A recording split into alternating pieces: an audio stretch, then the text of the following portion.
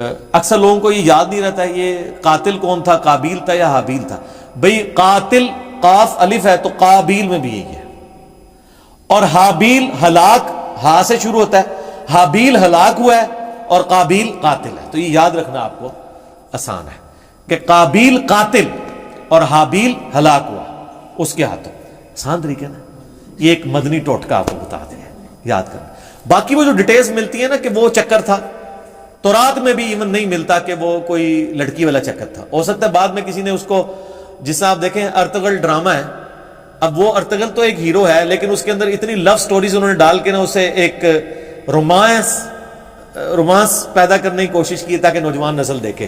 تو یہ میرا ہے کسی نے قابیل حابیل میں بھی نا رومانس پیدا کرنے کی کوشش کی ہے. اس کے پیچھے ہمارے پاس دلیل کوئی نہیں ہے کہ واقعی اس وجہ سے ہوا ہے یا کوئی اور ریزن تھی، کسی اور وجہ سے تھا، یا ان کی ویسے آپس میں ٹھن گئی کہ ہم قربانی پیش کرتے ہیں، دیکھتے ہیں اللہ کے حضور کون پرہیزگار ہے. کیونکہ اگر یہ واقعہ اس طریقے سے ہوتا تو یہ تو بہت بڑا واقعہ تھا، قرآن میں اس طریقے سے اس کو رپورٹ ہونا چاہیے تھا. اور قرآن میں اگر نہیں ہوا تو تورات میں بھی نہیں. میں نے اسپیشلی یعنی تورات اس حوالے سے کئی دفعہ دیکھی ہے. تو اچھا اس میں آپ کو لفظ قابیل نہیں ملے گا، قائن ملے گا، اور حابیل حابیل ہی ملے گا. تو بعض اوقات جیسے اب مکہ کی پروننسیشن بکہ بھی ہے تو ایک لفظ کی دو تین پروننسیشن بھی ہوتی ہیں، ہو سکتا ہے وہ والی پروننسیشن بھی ملتی ہو. لیکن تورات کے اندر شروع میں چیپٹر ہے پیدائش، اس کے بھی تورات کھولتے ہی تیسرے چوتھے صفحے پہ آپ کو یہ واقعہ ملے گا. اس میں بھی صرف قربانی کا ذکر ہے کہ دونوں نے کہا ہم قربانی کرتے ہیں تو دیکھتے ہیں کسی قبول ہو. کوئی لڑکی لڑکے والا چکر ہی کوئی نہیں اس کے اندر موجود. تو یہ کسی نے بنی اسرائیل میں عادت تھی نا یہ رنگ بھرنے والی، تو انہوں نے رنگ بھر دیا ہوگا اور وہ اسی طریقے سے پبلک میں یہ نہیں جاری ہے. پھر لیکن لوگ پوچھتے ہیں کہ اگر ایسا نہیں ہوا تو پھر یہ نسل انسانی شروع میں چلی کیسے ہے؟ نسل انسانی یقیناً شروع میں تو یہ جو آج ہم کہتے ہیں کہ بہن جو ہے وہ محرم ہے، تو یہ کس وجہ سے کہتے ہیں؟ اللہ نے اسے حکم کے طور پہ نازل کیا. اگر یہ حکم نہ ہو تو یہ محرم والا معاملہ نہ ہوتا. تو شروع میں یقیناً کسی چیز کو چلانے کے لیے اس وقت شریعت کے احکام ڈیفرنٹ تھے، وقت کے ساتھ ساتھ شرعی احکام بدلے ہیں. نبی علیہ السلام کی مبارک شریعت میں کئی چیزیں جو حلال ہیں پہلے حرام تھی. بخاری مسلم میں آتا ہے کہ جی نبی علیہ السلام فرمایا اللہ نے میرے لیے پوری زمین سجدہ گاہ کی ہے، پہلے نہیں ہوتی تھی سجدہ گاہ. لوگ سفر پہ بھی جاتے تھے ساری نمازیں اکٹھی کر کے رکھتے تھے، پھر گھر آ کے یا کوئی مسجد ملتی تھی وہاں جا کے پڑھتے تھے. جی کتنا مشکل کام تھا. مال غنیمت حلال کر دیا گیا نبی علیہ السلام کے لیے، اگلے لوگوں کے لیے حلال نہیں تھا.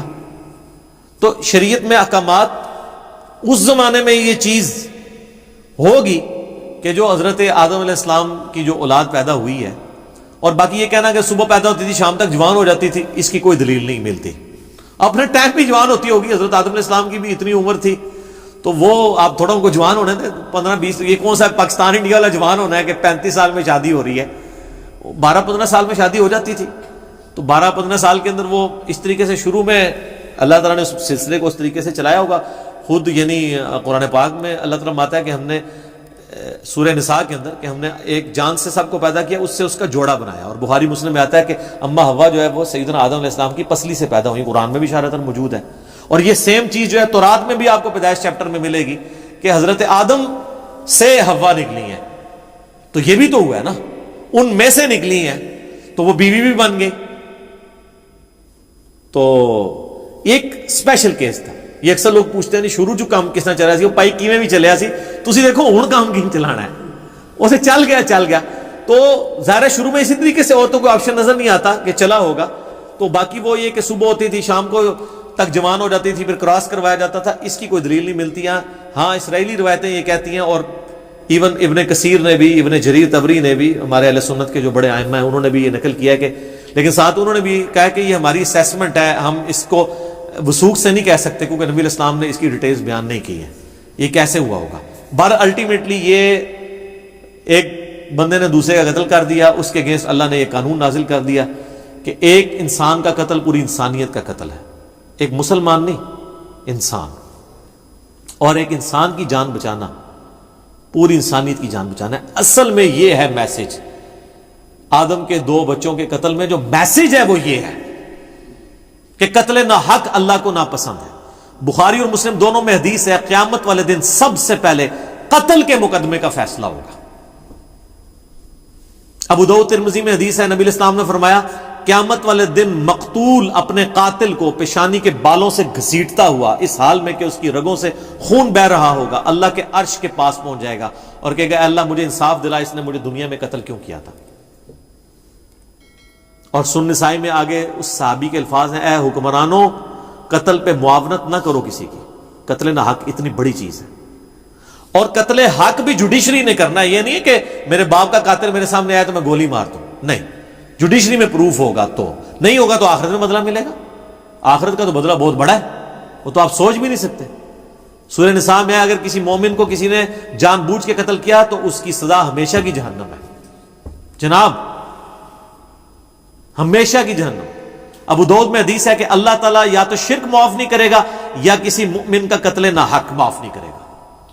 صحیح بخاری میں حدیث ہے کہ جنت کی خوشبو 40 سال سے سونگی جا سکتی ہے، لیکن جس نے کسی ذمی کافر کو بھی قتل کیا، جو مسلمان حکومت میں ٹیکس دے کر رہ رہا تھا، ہے کافر تھا، اس کو ناحق قتل کر دیا تو وہ مسلمان بھی جنت کی خوشبو نہیں پائے گا، حالانکہ 40 سال سے آ رہی ہوگی۔ جی اسی لیے قتل کے مقدمے کی پیروی کا بھی کہا گیا ہے، سورہ البقرہ میں وَلَكُمْ فِي الْقِصَاصِ حَيَاةٌ يَا أُولِي الْأَلْبَابِ، اے عقل مندو انسانیت کی زندگی چھپی ہے قصاص لینے میں۔ باقی جگہ کہا گیا معاف کر دو، قتل کے لیے کہا گیا معاف نہیں کرنا، دیت نہیں لینی، بلڈ منی نہیں لینی، آپشن ضرور ہے، لیکن پریفریبل یہ ہے کہ قتل کے بدلے قتل ہو، کیونکہ انسانیت دو چیزوں پہ کھڑی ہے، احترام جان اور احترام مال، اگر یہ نہیں ہوں گے فارغ۔ جو مولا علی کا قول ہے کہ کوئی بھی معاشرہ بغیر دین کے تو قائم رہ سکتا ہے، بغیر انصاف کے نہیں رہ سکتا، اور انصاف کس لیے آپ کر رہے ہوتے ہیں؟ احترام جان اور احترام مال کے لیے، اور اسے کون سی چیز انشور کرتی ہے؟ جوڈیشری۔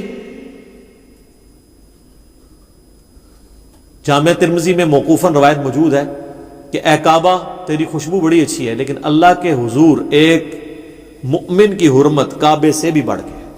جامع ترمذی میں حدیث ہے کوئی شخص پوری دنیا کو تباہ و برباد کر دے، اللہ کے نزدیک یہ چھوٹا گناہ ہے، اور ایک مؤمن کا قتل اس سے بڑا گناہ ہے۔ جناب یہ بہت بہت سینسٹیو ایشو ہے، اس لیے تو میں ایکسٹرا جوڈیشل کلنگ کے خلاف بھی بولتا ہوں۔ آپ نہ حب الوطنی کے نام پر، نہ توہین مذہب کے نام کے اوپر قانون کو ہاتھ میں لے کے کسی کو قتل نہیں کر سکتے۔